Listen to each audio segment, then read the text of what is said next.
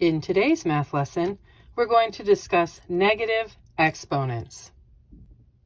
If you are given a problem where a base has a negative exponent, that can be rewritten using a positive exponent by doing the reciprocal of that base.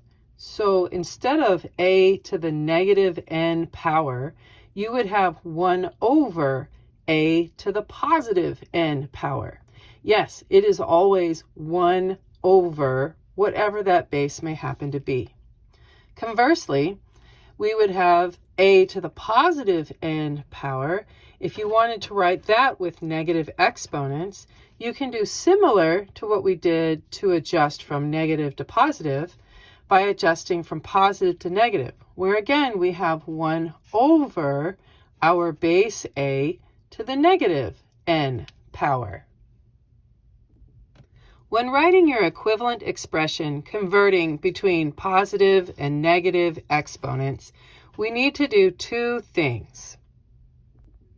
First, you will determine which part of these two examples what you have currently looks like. Does it look like a base with a negative exponent or a fraction with a base to a positive exponent? Does it look like a base with a positive exponent, or does it look like a fraction with a base to a negative exponent? So you find the one of the four that looks like what you have, and then you're going to convert. When you convert, you're going to adjust your expression to look like the other half, the other part of the example above. So if what you have looks like a base to the negative power, you are going to convert it, adjust it to 1 over your base to the positive power. Or if you have 1 over a base to a positive power, you will then convert it to just the base to a negative power. So you're going back and forth between these two options. Or you would go back and forth between these two options. So it's just finding the one that you have and then working it to the other side of its proportional equation. Here in example 1, we have 1 over 86 to the 4th power. Let's figure out which one of these four options is equivalent to our given fraction. So right now, our given fraction looks like 1 over a base with a positive power. And that is equivalent to our same base with a negative exponent. So we're going to adjust out of the given format into the base with a negative exponent and no fraction at all. So option A is not going to work for us because the base has a negative on it. Where did that negative come from?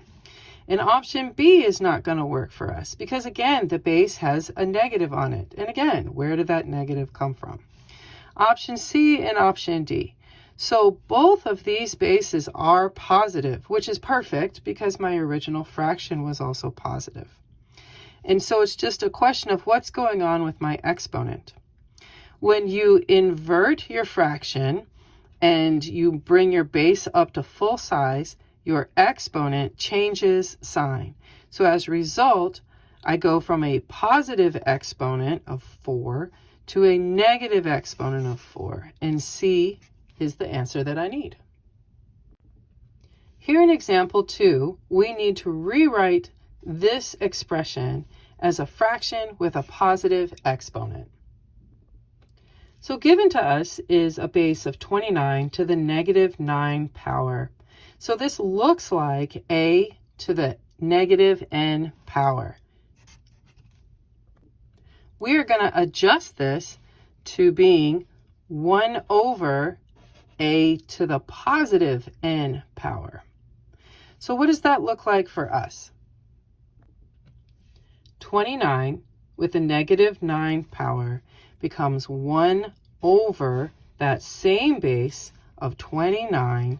Only difference is now that our negative 9 becomes a positive 9 power. So you've got a nice fraction where everything is positive, no negatives have appeared anywhere, and is always 1 in the numerator, with your base in the denominator with the same exponent, except the exponent is now positive. And there you go. Here in example 3, we are given 7 to the negative 2, and we need to determine which one of these 4 options is an equivalent to it. So right now, our expression is equivalent to, it looks like, a base of a to the negative n power. And we're going to adjust that to become a fraction of 1 over a to the positive n power. So no fraction, a is out. Again with b, no fraction, b is out. C, still no fraction, c is out, which only leaves us with d as an option, but let's verify that this is happening correctly.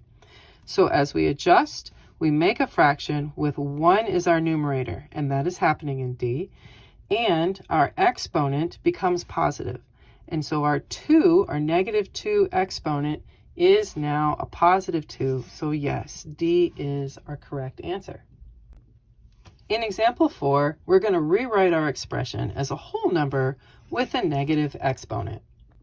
So right now, our given expression looks very much like 1 over a base with a positive exponent. So we're going to use our rules of negative exponents to adjust this to our exact same base that now has a negative exponent. The negative that shows up only goes on the exponent. So where we have 1 over 7 to the 6th power, that means that we are going to adjust this now to be a solid 7 with no fraction. It is a whole number, and our exponent now becomes a negative, and as the case would be, 6. In our 5th and final example, we're going to write our given expression as a fraction using only positive exponents. So while this may look kind of intimidating to you, because 74 is pretty big and negative 571 is very big, now we're not asked to evaluate what this means, what it's worth at all. We're just kind of converting back and forth between different representations. So we know that right now this looks like a base with a negative exponent. And we're going to adjust this to being our fraction of 1 over that exact same base with a positive exponent.